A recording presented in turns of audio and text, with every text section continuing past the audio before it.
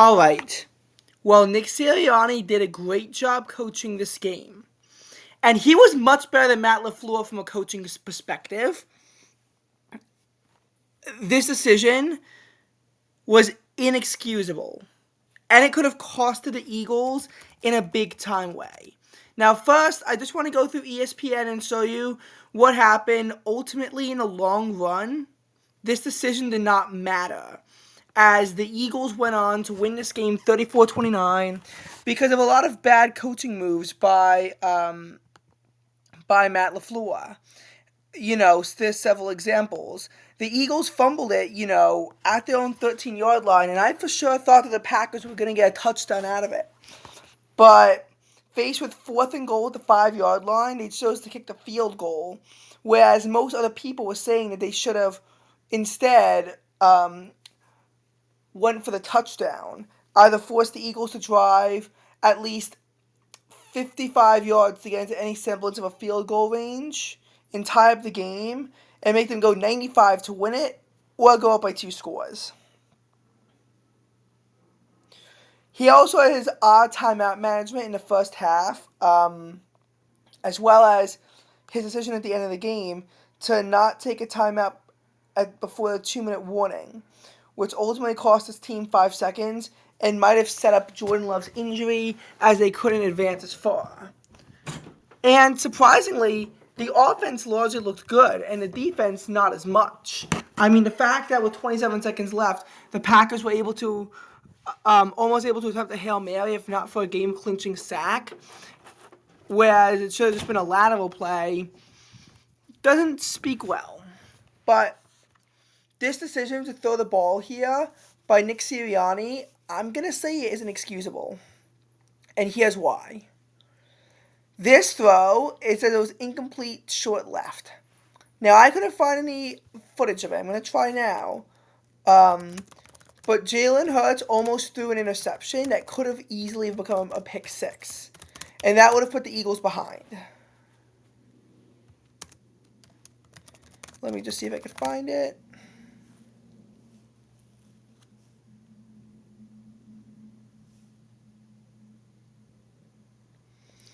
Yeah, it says he nearly threw a pick six to Keyshawn Nixon, and then it says that he threw across his body, and that was picked off. And when it was picked off, they were ran out of the end zone, and thankfully, Jair Alexander only got to the Green Bay 13-yard line. But that one was almost intercepted, and if it was, that could have easily been returned to the house for a pick six. So, here's what you have to look at if you're Nick Sirianni. You see that, and you see how Jalen Hurts threw the ball, and it almost went into catastrophe. It's 3rd and 13 at the Green Bay 14-yard line. So, realistically, while you're not in a goal-to-go situation, you practically are. In this spot, you don't pass the ball. You don't throw it. Run the football instead. You run the football. And here's why you run the football. First of all, a bit of a clock standpoint. If you run the ball, at that point, the final play happened with 13-15. If you run the ball, you can take the clock down to about 12:30. If you pass the ball, the Eagles are sort of lucky that the play took as long as it did, and that it was 12:53 by the time the play ended. If he had just taken a knee, they would have gotten better field position, and they would have probably gotten the ball with 13 minutes left. I know you can't think of the clock when you're only going to be down one possession in the fourth quarter, but it's something to keep in mind that you want less time for your opponent. You also have to look at it from the perspective of how you see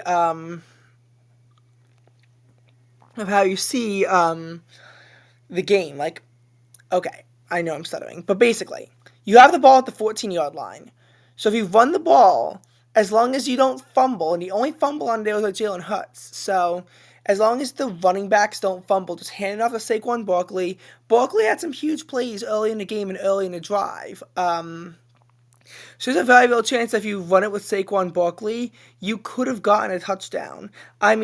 I mean, the reason why they were even in a situation of where they were even thinking about going up by 8 or possibly 2 scores was because after the Packers missed a field goal from, like 43 yards out, um, Saquon Barkley busted out a 34-yard run. He was having a great day, and he won Offensive Player of the Week for a reason. Um, you look at this. You look at this touchdown that the Eagles got on the interception. I mean, it was only 2 yards up the middle, but still. And he also had big plays going for 5-9 on a drive, which 5 yards is actually pretty impressive for a running back to do. Um, you know, this was an 11-yard run. And look, in none of these cases do these runs that you bust out would give you the first down. I'm fully aware of that on 3rd and 13. But here's the thing. A few things could happen. First of all, you can make it 4th and short. And at 4th and short, you can go for it. You're taking more time off the clock, and you're going to basically make it where, even if you only have a turnover on downs, you can basically still have it where you run it with Saquon. You either go up by 2 scores, because you would go up in this case 38-26, or if the turnover on downs, or the Packers still have to go 96 yards down the field to find the end zone and take the lead. I'd say that's 4-down territory if you can get to like 4th and 3 or even closer. And if you can't, then you just line up for a chip shot field goal for Jake Elliott. Jake Elliott is one of the best kickers in the NFL, and you can trust him. So you can instead just basically settle for the field goal. You can settle for the field goal right then and there, and go up to make it a 34-26 ball game. And if you make it a 34-26 ball game, then you're only up by 1 score, yes. But if the Packers can't get the 2-point conversion, then if the Packers can't get the 2-point conversion, then they're still going to be down when they have to kick it off to you. And based on what happened, the last time the Packers went for 2, they did not get it. They did not get a 2-point conversion. So as a result, you basically in that spot, you just run the ball and settle for the field goal, because after, Hurt has made some miraculous decisions all day and almost had a pick 6. Like, Jalen Hurts could have had 5 interceptions on a day. And I'm being serious. I am genuinely being serious. So you have this interception here where he decided on 3rd and 15 at his own 5-yard line to throw to Devontae Smith, but it was picked off by Xavier McKinney, which set up a chip shot Packers field goal. He then fumbled the ball at his own 15-yard line.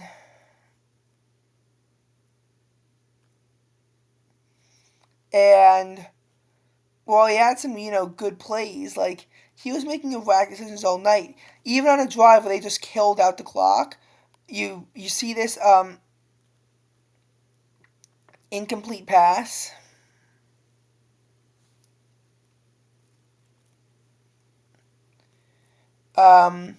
This incomplete pass was almost intercepted. A.J. Brown had to play cornerback to force the ball out and force the incompletion, because that could have been a disastrous interception, especially considering that the would have occurred in Philadelphia territory. So, I mean, like, Hurts was making right decisions all night. And in that spot, I'd say you don't trust him. Settle for the field goal, and if the Packers march down the field, they're probably not doing so, taking a full 12 minutes, so then the Eagles, they have a chance to take a drive to kill off the clock. I mean, like, his numbers on it, they were just not good. They just were not good. And, yeah, and the Eagles had 3 turnovers, and they were all because of Jalen Hurts.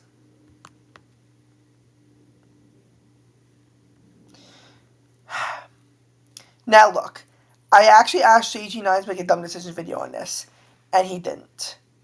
But he did do one on Eagles Jets when Hurts threw a terrible interception that got returned into the 8-yard line and led to the Jets scoring a go-ahead touchdown, saying he should have punted the ball away to the Jets instead. But this is really a similar case. You either trust him in that spot to win the game for you, or and if you don't, you punt the ball away. Or in this spot, it's very similar. Just settle for the field goal to go up by 8, and obviously, if the Eagles were up by 6 instead of being up by 5, this would be an even dumber decision. I get that kicking a field goal only makes it a one-score game, but you're still forcing the Packers to go all the way down the field and then go for 2.